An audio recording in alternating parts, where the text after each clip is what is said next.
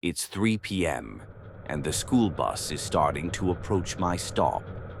It's been such a long day, I can't wait to get home and have a snack. I glance at the sky and notice some dark clouds rolling in. Storm's coming in, I thought. The bus tires screech to a halt as we get to my stop. I get off the bus and start walking towards my house. After about a minute or two of walking, I see my house and something doesn't feel right. I'm not entirely sure how I feel, but I get a weird chill down my back. As I get closer to my driveway, I notice my dad's car is parked there and the driver door open. Is that blood? I thought to myself as I notice a big red spot on the window. I start to panic and run to the front door. I burst into the front door. "Hey, is everything okay?" I yell out, but I get no response. "Hello? Anyone?" I start looking all over the house, not finding anyone. I get out my phone to call my mom. "Please pick up. Please pick up." No answer. Shit. I try to take a breather and control my heart rate as I try to gather my thoughts. I'm at a loss for what to do until I hear an odd thud coming from my parents' room. What the hell was that? I thought. I get up and slowly walk down the hall to my parents' room. I slowly enter the room and notice the closet door is closed. That was open. I start shaking with fear. "What the hell is going on?" I call out. "Hello? Mom? Dad?" I get no answer. I go to open the door, but there's some resistance. I push the door harder, and something falls on the floor behind the door. What the fuck? I open the door all the way and turn the light on. What I saw will haunt me for the rest of my life. Both of my parents had a noose around their necks. I screamed at the top of my lungs and burst into tears. Oh my God! I notice a note on my mom's chest. I pick it up and read it. It was my computer IP address and my home address with the caption, "Told you to stay the fuck away." I quickly realized what this was. Recently, I had learned about the dark web and I ventured on some illegal sites without any VPNs because I figured nothing would happen if I didn't interact. I went on some site that had Red Room videos, and a chat box had popped up telling me to get off the site immediately, and I didn't listen because I called the bluff. I guess this is lesson learned. Don't go on the dark web, and if you do, don't call bluff on shit and go somewhere you're not welcome. It was the summer of 2015. The air was warm with a soft, comforting breeze. The smell of daisies was in the air, and I could hear birds chirping all around me. I've always loved coming to these woods when I'm feeling stressed or anxious or overwhelmed. It was like a second home to me ever since I was a kid. These woods are no more than a couple miles from my house, so I never worry too much about staying out late. It's evening time, and as the sun starts to set, I decide to go just a little deeper into the woods before turning back to go home. I can feel the twigs and leaves snapping under my feet as I walk through the forest. Sometime I really feel like I could just live out here. As I'm basking in the joy of summer, I hear a stick snap in the distance, which pulls me from my trance. "Hello?" I call out as I look for the source of the noise. No answer. That was weird, I thought to myself. I continue my walk and decide it's probably best if I start to head back. The sun is actually starting to set, and I'm a good mile into the forest, and it's best if I'm out of my trees before nightfall. I turn around and start to walk back, but I hear another twig snap in the distance. I stop and call out again. "Hello? Anyone there?" No answer. I'm starting to get a bit freaked out as I start to get the sense I'm being watched, but I don't see anyone. I start walking faster and hear more twigs snapping in the distance. I start running, and as I do, the twig snapping starts getting closer and closer. I break out into a full sprint, and before I know it, the sounds are right behind me. I start to feel a hand grab my shoulder. I scream, grab at my shoulder, and trip. I land flat on my face, preparing for whatever horror I'm about to face from my thing chasing me. But nothing happens. I get up and look around. There's nobody anywhere. I feel like I'm going crazy. I just felt something touch my shoulder, and now there's nothing here. I gather myself and start walking again. As I get back to stride, I'm looking around for whatever was chasing me, while also realizing I ran a good amount during that debacle, and I don't see the end of the trees anywhere. I should see them by now. I start looking around at my surroundings, and I realize I'm still deep in the woods, and everything looks the exact same, and I have no clue where I am. The sun is now halfway below the horizon, so I'm gonna lose the natural light soon. I pull out my phone, but it has no signal. Are you kidding me? How is there no signal? I start calling out, "Hello?" I hear nothing at first, but then I hear a laugh. A distant, daunting laugh. "Who's there?" I call out. The laughing continues and starts to get louder. Then I see it, a figure pop out from behind a tree. It was tall, lanky, black, disfigured. It didn't look human, but more humanoid. I start running again, but the figure is much faster than me. I try to weave in between the trees to get away from the figure, but it's quickly gaining on me. It grabs my leg and I trip again. I look at my leg and notice I'm bleeding. The figure's claws had cut me when it grabbed me. This is the end of me, I'm thinking. I turn around on the ground and see the figure walking up on me. Its face was just a black void, no details, no mouth, eyes, ears, anything. Just an empty void. It gets closer and closer to me, and I just accept my fate. Before I know it, its face is covering my face, and I close my eyes. I don't feel anything happen, and I reopen my eyes. I see my bedroom ceiling. I look around. I'm in my room in my bed. What? Was that just dream? I thought to myself. It felt so real. I'm confused I was there in the forest. I slowly gather my thoughts and hop out of bed. I look out my bedroom windows and can see the tree line of the forest. Something still doesn't feel right. I shake it off and go get dressed. As I'm getting dressed, I notice I have a dried cut on my lower leg, right where the figure had grabbed me. Was that real? And if it was, how did I get back here? What just happened?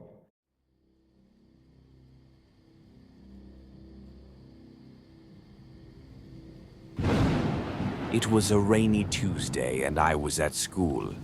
My head was hurting really bad because of all the bad rain we've been having. I had asked the teacher if I could go to the nurse's office. Mr. Winslow wrote me a hall pass and I was on my way. On my way down the English wing, I saw the creepy janitor.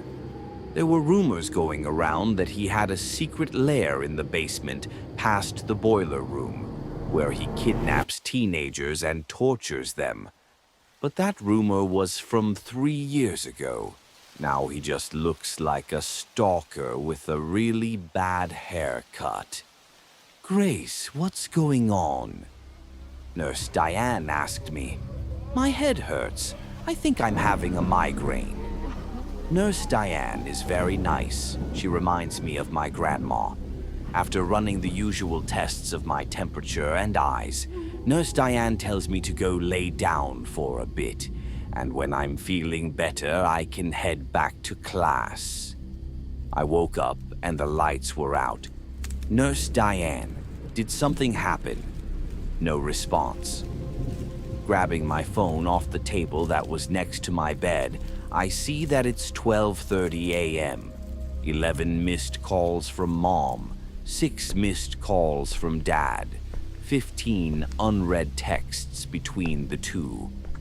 I tried to call Mom back, but for some reason I didn't have any signal. The nurse's office didn't have a landline. When someone had to phone home, they either had to go to the office themselves or the nurse would email the main office. I noticed that the hallway lights were still on. Oh, good. At least I won't be paranoid in the dark, I mumbled. As I go to open the door, I hear the sound of chains, heavy chains being dragged on the floor from down the hall. Hearing it get closer and closer, I hid behind the shadow of the door, not knowing what was coming. The sound of dragging chains stop right outside the door. All I can see is the shadow of what I could make out is a man. Worrying I might get in trouble for being here so late and not being supervised, I could be accused of breaking in. As the shadow turned to walk away, I saw it. The way the man's face was shaped wasn't normal. He was wearing a mask, the Black Plague Doctor mask. The sound of chains dragging began again. He was walking away. Taking a quick peek, I see the trail of blood that follows behind the chains, almost as if they were dipped in blood before being dragged. This is a joke, right? Or I'm dreaming. Yeah, I'm having a nightmare, I whispered to myself, grabbing my arm and pinching it hard, feeling the sting. I'm not dreaming. I wait until I can't hear the sound of chains anymore. I need to call for help now. Checking my phone once more. No signal. Damn it. The sound of chains have drifted away far enough for me to run. Easily opening the door, I thought to myself, he would have caught me. The fear setting in. I start running towards the main office, keeping my footsteps as light as possible, but still trying to get as much distance between me and the doctor. Remembering the entrance that is by the main office, I ran even faster. I tried to open the doors, but they have been locked by chains. The same chains the doctor was dragging. I still tried to force them open. The sound of the locked door and chains thudding and ringing of chains echoed throughout the halls. What happened next still gives me anxiety thinking about it. The jingling of chains that echoed back. The doctor was running towards me. I need to hide quickly. Finding an empty locker, I decided to get inside, knowing these could be my last few seconds. Shutting the door behind me, covering my mouth, hoping he doesn't hear my heavy breathing. My hands shaking while tightly holding my mouth closed, quietly sobbing in fear. He runs right past the locker, straight for the entrance. I take a deep breath to try and relax, leaning back against the wall of the locker, falling through to the floor, to a hidden crawl space. I knew houses had crawl spaces, but since when do schools have them? Going back through the locker wouldn't be a good idea with the doctor being right outside. I grab the panel that I fell on and lock it back into place, hoping that it doesn't fall back out. I start to head down the crawl space and I can hear the sound of the chains being dragged around again, except this time he wasn't walking away. He was walking in circles. Whether he is paranoid that I escaped or angry that he didn't catch me, I don't want to stick around to find out. Following the little crawl space down, I could see a flashing light in the distance. The crawl space was attached to a room. Looking around the room, it wasn't big, but it was big enough for a bed and clothes. Someone has been living here, noticing the only door in the room. Well, I guess if I want to get out of here, this is the only way. As I open the door, revealing a staircase only leading down. You've got to be kidding me. All the rumors about the creepy janitor over the years came flooding back with every step I took. He's a cannibal. He doesn't speak because he sacrificed his tongue to the devil for powers. He's the devil himself, pipes and wires lining the walls at the bottom, The light that was flickering was at the bottom. There has to be a way out from down here. Nowhere to go but to follow the eerie music, too far to make out what it is. As I get closer, I'm able to make out the song, a record playing Dream a Little Dream. The door already opened and the music was loud enough to make out every note, and whimpering. I could hear someone crying. Peeking in the room, I could see who it was. It was the popular girl, Stephanie Simmons. She had been missing for 5 days already, and the school was already searched. He must have brought her back here, I thought to myself. Stephanie's the girl that got good grades, was a cheerleader, and dating the captain of the football team. There were rumors going around that she ran away with the teacher from another school. Clearly, that wasn't true at all. Stephanie, oh my God, I found you. You're in the basement of the school. As I'm untying her from the table, Stephanie started to cry even more, realizing help had finally come. Removing her hand went flying straight to the strap that covered her mouth. That had kept her quiet. "The rumors are true," she yelled. "The janitor, he's a monster," Stephanie stated while trying to hold back tears. "Stephanie, we need to get out of here. Now, do you know the way out?" She shook her head no. "He blindfolded and drugged me. Once I woke up, he's done everything he can to keep me awake and weak."